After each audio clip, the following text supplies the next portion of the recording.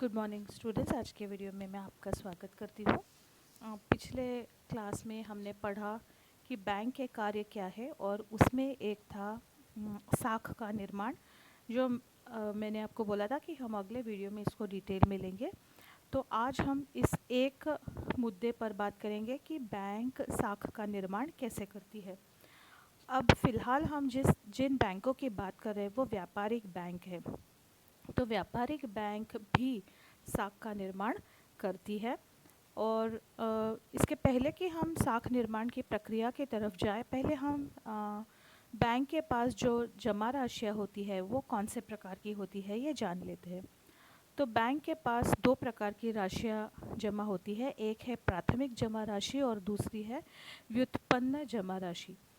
तो प्राथमिक जमा राशि या प्राइमरी डिपॉजिट्स वो होते हैं जो बैंक के कस्टमर्स, बैंक में जो लोग अपने पैसे तरल स्वरूप में रखते हैं या बैंक में जो पैसा अकाउंट्स में तरल स्वरूप में जो रखा जाता है उसे हम कहते हैं प्राइमरी डिपॉजिट्स।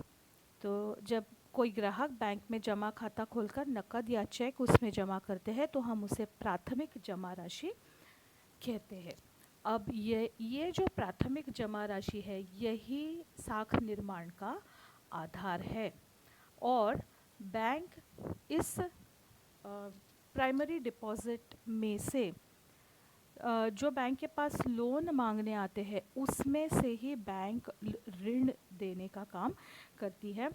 तो ये जो ऋण बैंक देती है उसे हम कहते हैं डिराइव्ड डिपॉजिट्स, या जो प्राथमिक जमा राशियों के आधार पर ऋण निर्माण होते हैं उन्हें हम कहते हैं डिराइव्ड डिपॉजिट्स।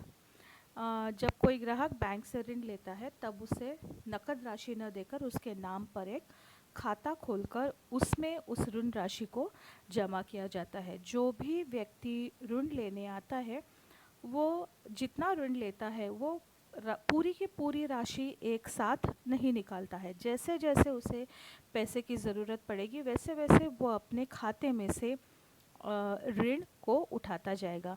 तो बैंक को भी पता है कि अभी इस वक्त उस व्यक्ति के खाते में पूरी की पूरी नकद डालने की ज़रूरत नहीं है। अब हम एक बार वापस प्राइमरी डिपॉजिट्स की ओर जाते हैं जहाँ से साख निर्माण की प्रक्रिया शुरू होती है। बैंक अपने बैंकिंग एक्सपीरियंस पर, अपने अनुभव के आधार पर बैंक को एक अंदाज़ होता है कि जो व्यक्ति बैंक में पैसे रखता है वो पैसे कब कब निकालेगा, कितनी राशि निकालेगा या कितना प्रतिशत उसका निकालेगा।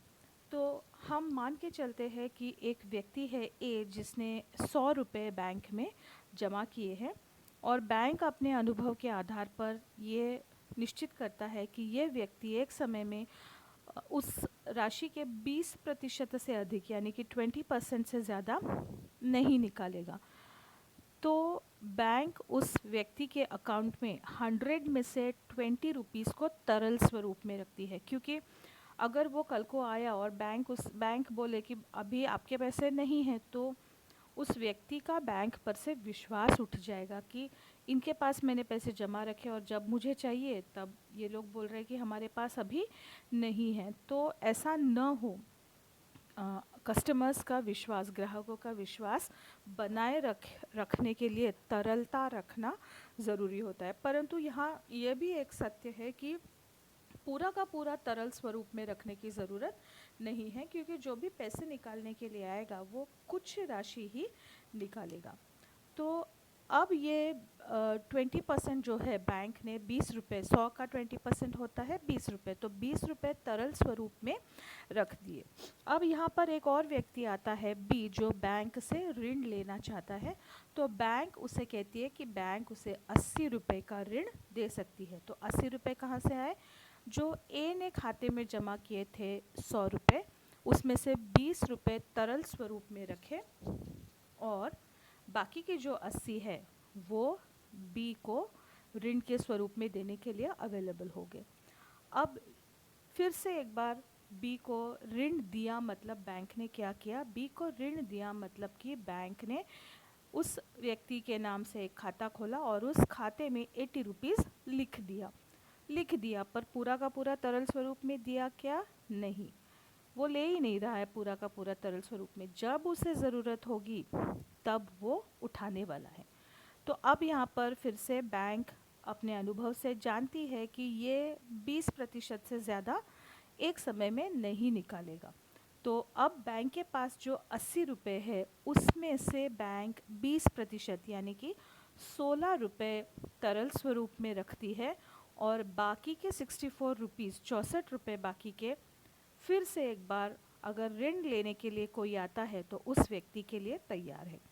अब सी जाता है बैंक के पास ऋण लेने के लिए। सी बैंक से ऋण मांगता है, बैंक उससे 64 रुपीज़ का ऋण देती है, उसके नाम का खाता खोल के उसमें 64 रुपीज़ क्रेडिट कर देती है, और फिर से उसे पता है कि इस 64 का 20% मतलब कि 12.8% केवल कैश में या तरल स्वरूप में रखना है, और बाकी का जो 51.2% है वो फिर से ऋण किसी और को व्यक्ति को ऋण देने के लिए तैयार है। और इस तरह से यहाँ पर एक टेबल दिया गया है, आप इस टेबल को देखिए। जो पहला कॉलम है वो है डिपॉजिट का, दूसरा कॉलम है रिज़र्व का। रिज़र्व मतलब कि कैश रिज़र्व, तरल स्वरूप में कितना रखना है, और बाकी का है क्रेडिट का, मतलब कि ऋण देने के लिए कितना अवेलेबल है।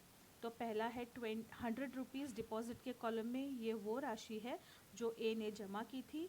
20 या कैश रिज़र्व 20%, 100 का 20% जो तरल स्वरूप में रखना है, और बाकी बचा 80। अब फिर से 80 रुपये अवेलेबल है ऋण देने के लिए, लेकिन 80 का भी 20% यानी कि 16 रुपीज़ तरल स्वरूप में रखना है, और बाकी का 64 ऋण देने के लिए अवेलेबल है। अब ये 64 डिपॉजिट है जिसमें का 20% तरल रखना है 12.8, और बाकी का 51.2 का लोन दिया जा सकता है। इस तरह से ये 51 अवेलेबल है देने के लिए, जिसमें से 10.2 तरल स्वरूप में रखना है और 40.8 का लोन दिया जा सकता है। ये फिगर्स राउंड ऑफ किए हैं। तो अब नेक्स्ट लाइन में आता है 41, जिसका रिज़र्व 20% होगा 8.2, और क्रेडिट देने के लिए अवेलेबल है 33। इस तरह से आप देखते जाएंगे कि डिपॉजिट कॉलम में जो अमाउंट है वो कम कम होती जाएगी, और ये प्रक्रिया इस तरह से चलती रहेगी जब तक कि डिपॉजिट देने के लिए कुछ नहीं है। तो इस तरह से बैंक साख निर्माण करती है। अगर हम ये क्रेडिट के कॉलम की टोटल करें तो हमें पता चलता है कि बैंक ने 100 रुपये के डिपॉजिट के आधार पर कितनी साख का निर्माण किया है। तो ये थी साख निर्माण की प्रक्रिया, व्यावसायिक बैंकों द्वारा साख निर्माण की प्रक्रिया। उम्मीद करती हूँ कि आपको ये समझ में आया है। ये सारे नोट्स आपके ब्लॉग पर मैं डालती रहूँगी, वहाँ से आप इनको नोट डाउन कर सकते हैं। कुछ भी किसी को प्रॉब्लम आए तो मुझे पर्सनली कांटेक्ट कर सकते हैं।